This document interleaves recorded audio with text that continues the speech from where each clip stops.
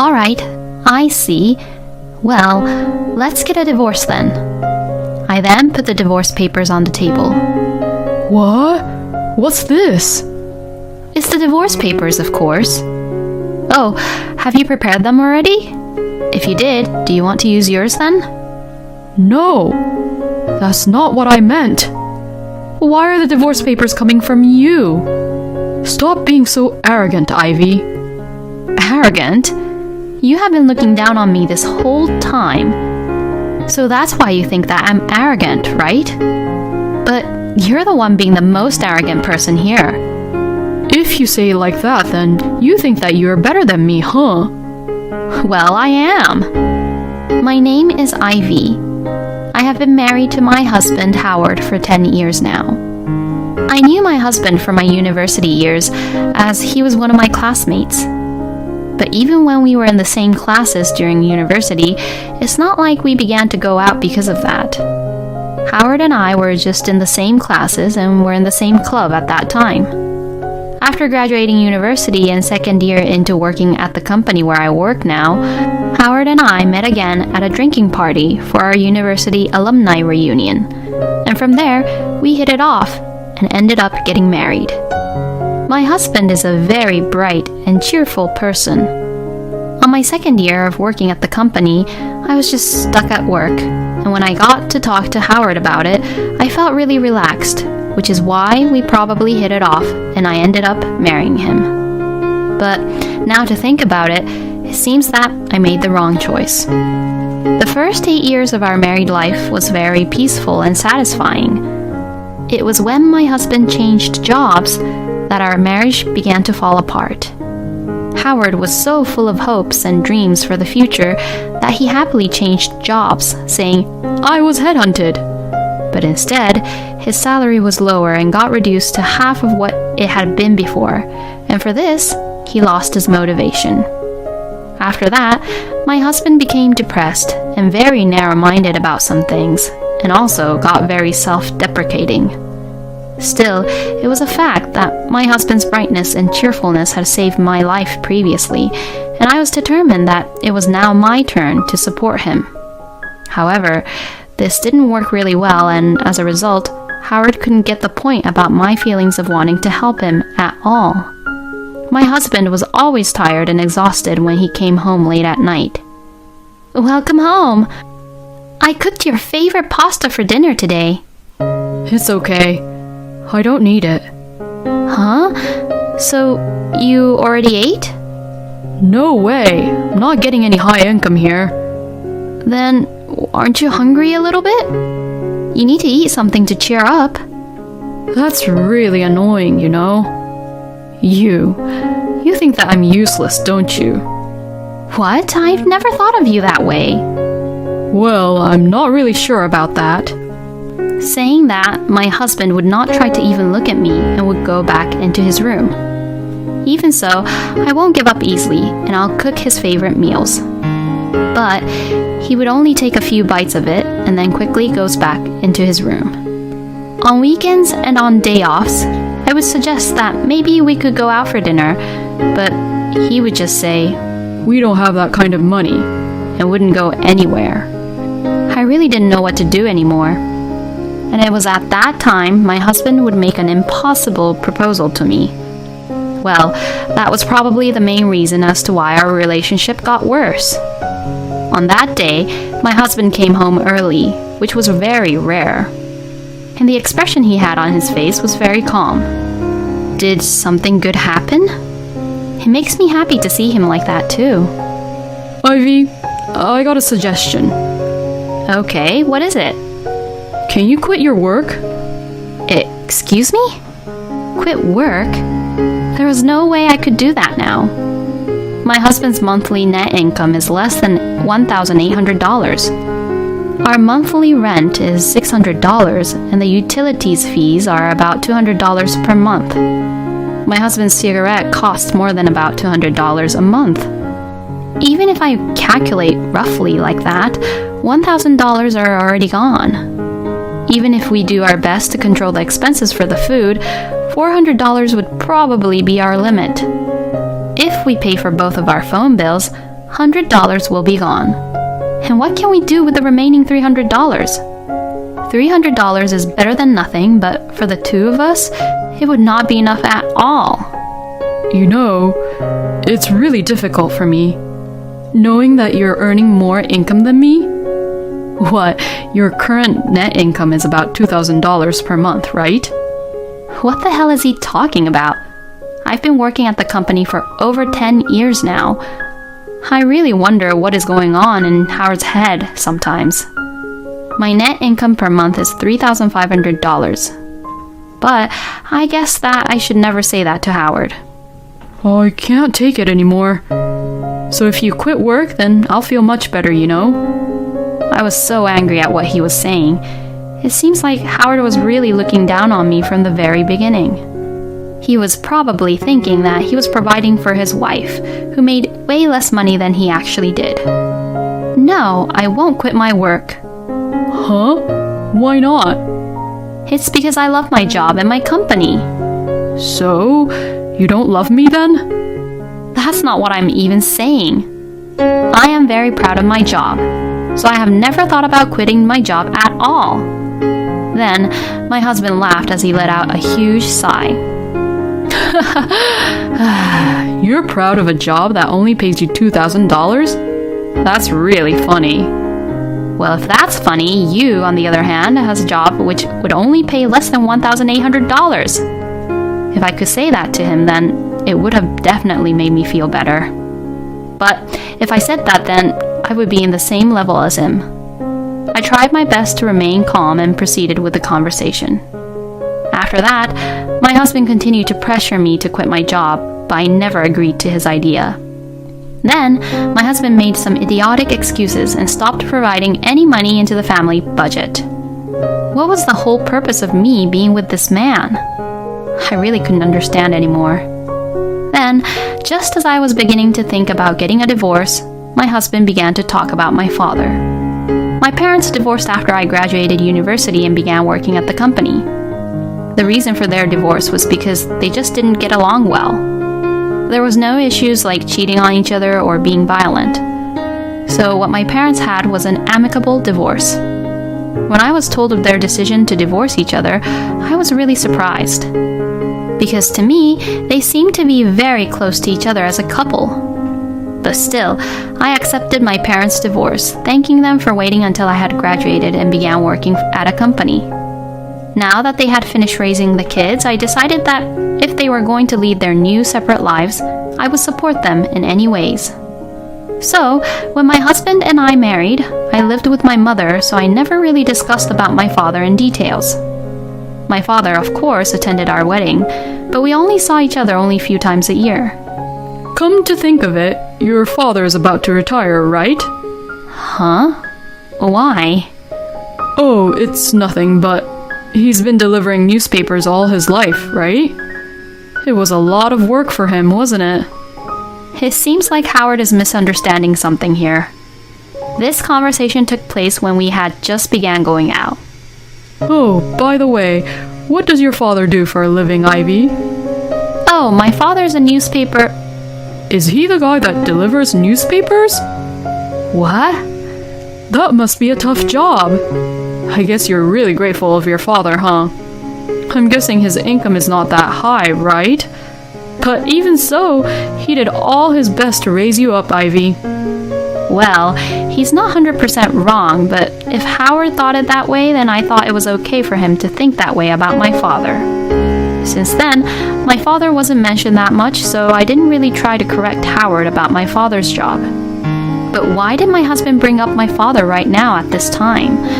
I couldn't understand what Howard was thinking. And then, when I had forgotten that we had talked about my father, I began to receive these mysterious phone calls on my phone. When I picked them up, it was always silent. At first, it was creepy, and I was slightly terrified as to why there were these silent calls, but the phone number which kept on calling me was displayed on my phone. So, does this mean that the person who is calling me wants me to know who that person is?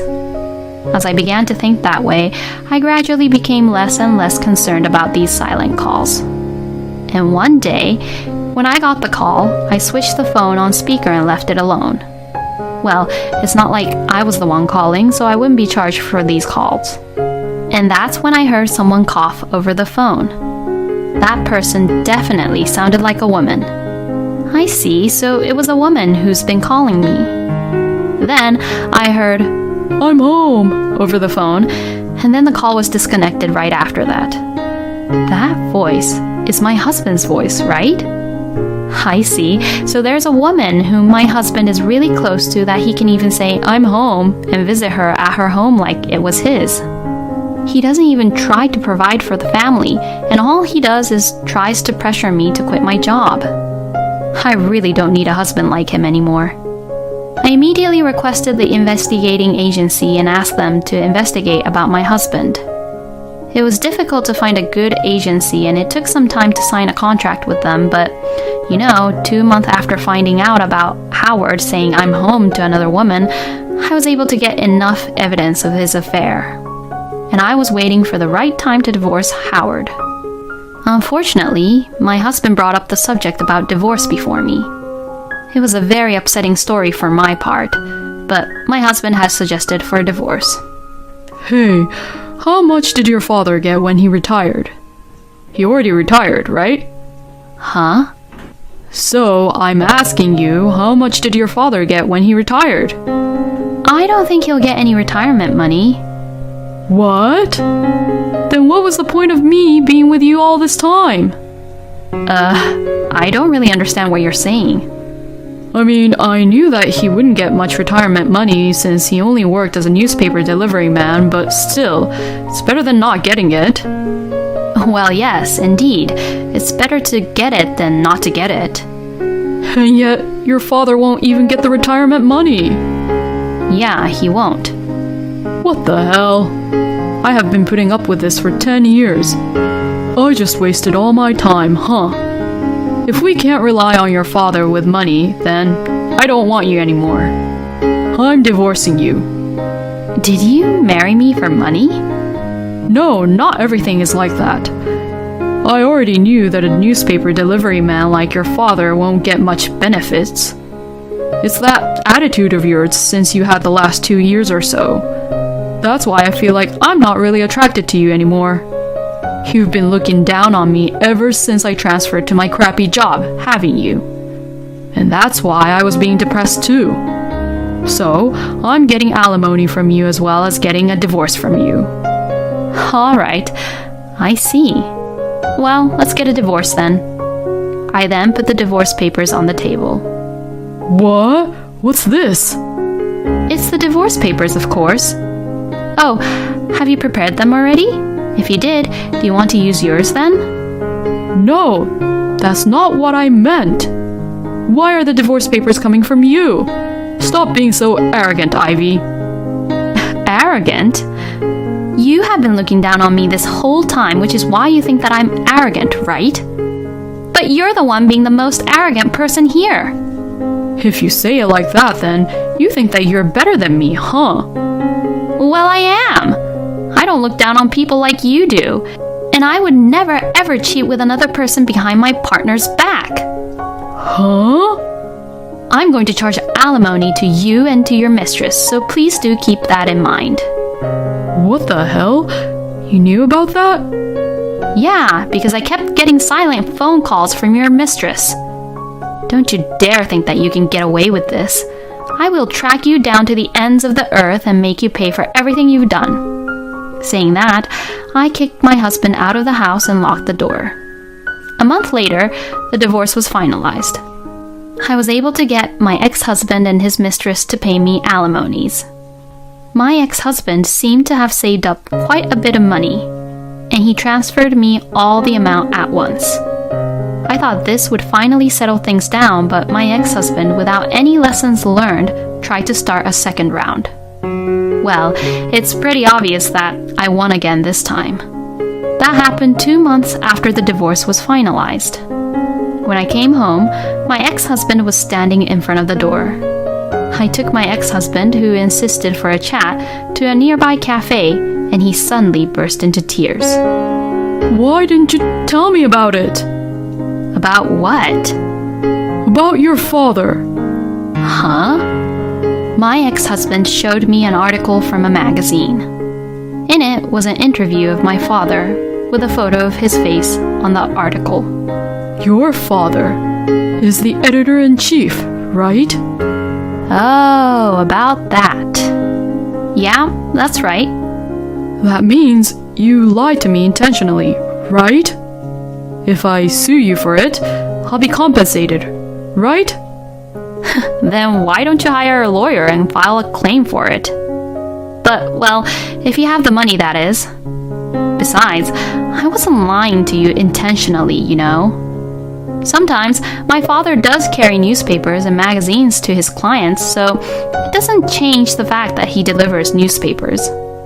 I mean, you just jumped to conclusions on that one on your own. Oh, and you're also claiming compensation for emotional distress, right? Go ahead and do it. We can even take this to court if you want. I will never run away, so bring it on. Let's fight this to the end. Even if you say that, you're still going to lose. You also lied to me about his retirement benefits. No, you see, my father hasn't retired yet. So, how can you say that I lied about his retirement benefits? Besides, what does my father's retirement benefits have to do with us? Even if my father gets his retirement money in the future, it's his money, and it has nothing to do with me, you know? But still, you might get some from him too, right? Yeah, so what? Then I could have gotten it too. All you care about is only money, no matter what, huh? Because you were blinded by the money, you believed in stupid words like headhunt, and your salary decreased, isn't that right? Snap out of it, will you? I have nothing more to say to you. Don't ever show your face in front of me ever again. If you ever appear in front of me again, I will sue you, and I mean it. I slammed the $10 on the table and left the cafe. I loved him once, but that man is no longer the man I fell in love with.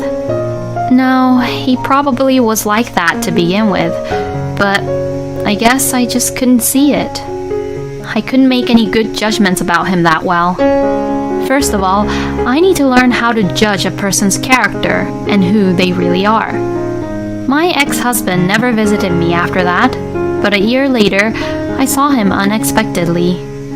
That day, I was enjoying shopping with my friends. And, as we were about to enter a restaurant, I saw my ex-husband. He was wearing a uniform and serving customers. Apparently, he was working as a waiter in that restaurant. I was surprised to see him work in a very different industry from his previous ones, but I was glad he was hired. I guess he's doing his own best to make a living on his own. My friend and I looked at each other, chuckled, and quietly left. Since my divorce, I have been expanding my social life to better myself. I have become reluctant to get married because of what had happened with my ex-husband, and probably I will not remarry in the future. I live for my work, and this is one of the options that some people would choose. With what had happened in the past, I want to learn from it and live my life to the fullest. A husband who relies on his father-in-law's retirement money, he must be really weird. I hope that there's a lot of happiness waiting for Ivy in her future life. Thank you for watching until the end. Please subscribe to our channel. We hope to see you in our next video.